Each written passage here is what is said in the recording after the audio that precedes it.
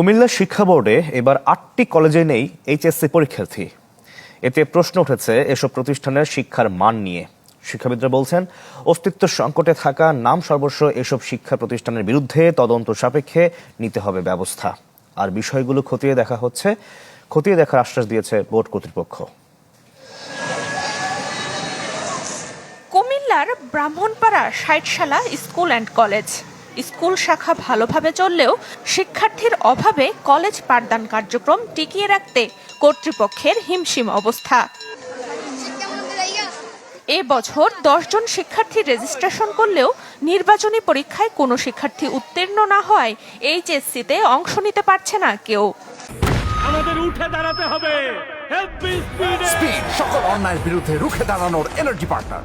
বড় হলে চায় বাহিরের প্রতিষ্ঠানে যাওয়ার জন্য, আর কিছু বাচ্চা আছে বিবাহের উপযুক্ত হলে বিবাহ দিয়ে দেয়, আর কিছু আছে কর্মী জীবনে ফিরে যায়। একই চিত্র বরুড়া উপজেলার বেগম জহুরা মহিলা কলেজেরও। প্রতিষ্ঠার ২৬ বছর পর প্রথমবারের মতো এবছর এইচএসসি পরীক্ষায় অংশ নিচ্ছে না কেউই।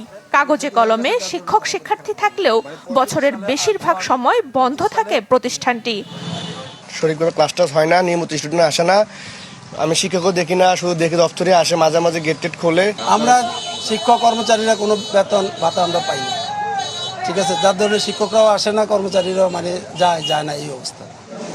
কুমিল্লা শিক্ষা বোর্ডের তথ্য বলছে, এবছর ব্রাহ্মণবাড়িয়ায় 4টি, কুমিল্লায় 3টি এবং ফেনীর 1টি সহ 8টি কলেজে নেই এইচএসসি পরীক্ষার্থী। শিক্ষাবিদরা বলছেন, শিক্ষা বোর্ডের নজরদারির অভাব, পরিকল্পনাহীনভাবে কম দূরত্বে একাধিক নতুন কলেজ, প্রতিষ্ঠানের উদাসীনতার কারণেই অস্তিত্ব সংকটে পড়েছে অনেক প্রতিষ্ঠান। মানসম্মত শিক্ষক নিয়োগ দেওয়া হয় না প্রতিষ্ঠানগুলোতে, যে কারণে শিক্ষার মানটা রক্ষা হয় না।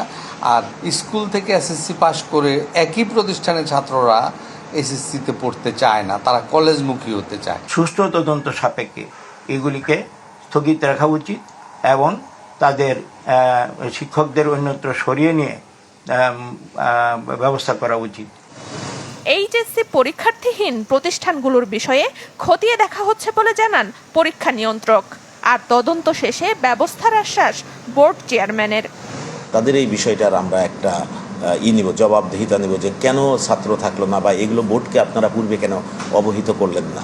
তাদের সাথে প্রথমে কথা বলবো, কথা বলে আমি যদি প্রয়োজন মনে করি শাস্তিমূলক ব্যবস্থা গ্রহণ করব। আগামী 2 জুলাই শুরু হচ্ছে এইচএসসি পরীক্ষা। এবার কুমিল্লা শিক্ষা বোর্ডের অধীনে এইচএসসি পরীক্ষায় অংশ নেবে 95,702 জন শিক্ষার্থী। Desk report, channel 24।